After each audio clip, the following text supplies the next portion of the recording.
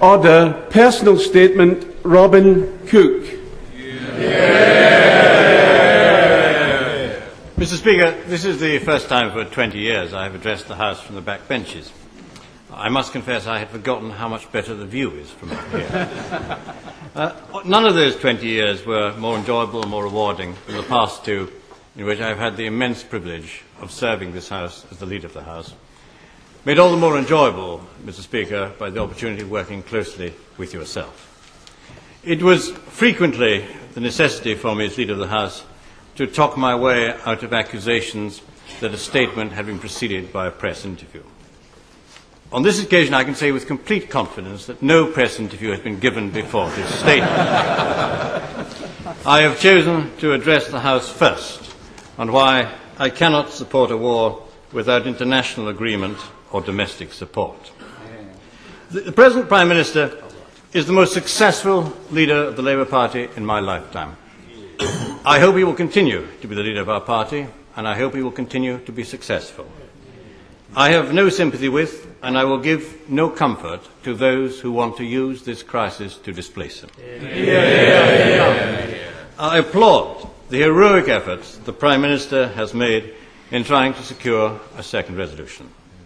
I do not think anybody could have done better than the Foreign Secretary in working to get support for a second resolution within the Security Council.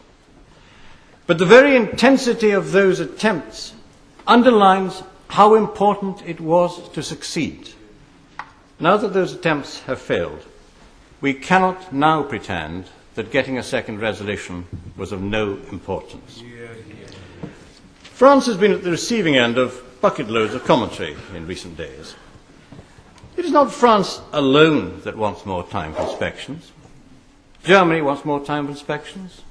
Russia wants more time for inspections. Indeed, at no time have we signed up even the minimum necessary to carry a second resolution. We delude ourselves if we think that the degree of international hostility is all the result of President Chirac.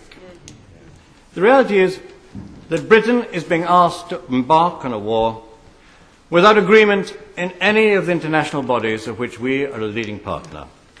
Not NATO, not the European Union, and now not the Security Council. To end up in such diplomatic weakness is a serious reverse. Only a year ago, we and the United States were part of a coalition against terrorism which was wider and more diverse than I would ever imagine would be possible.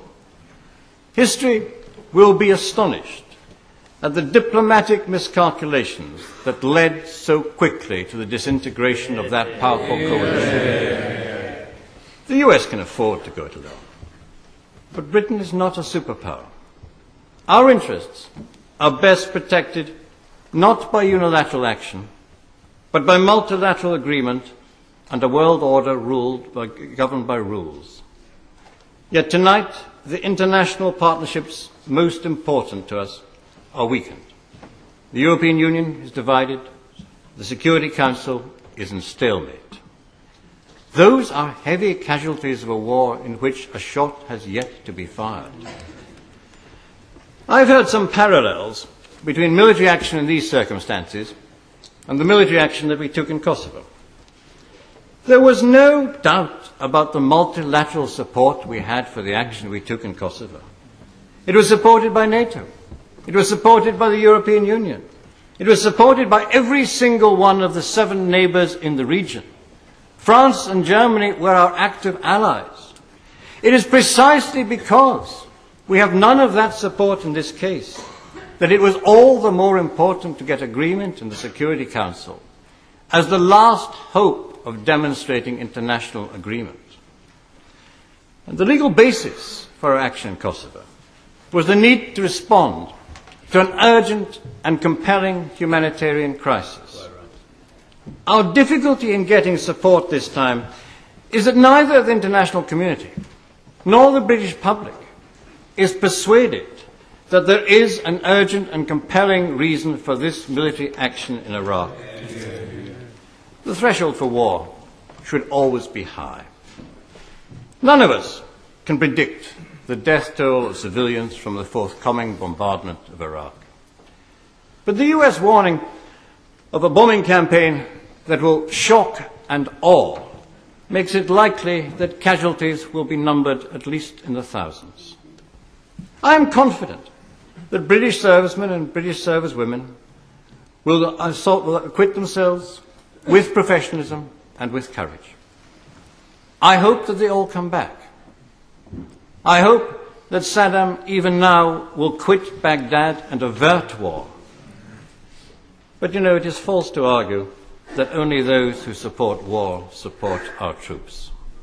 It is entirely legitimate to support our troops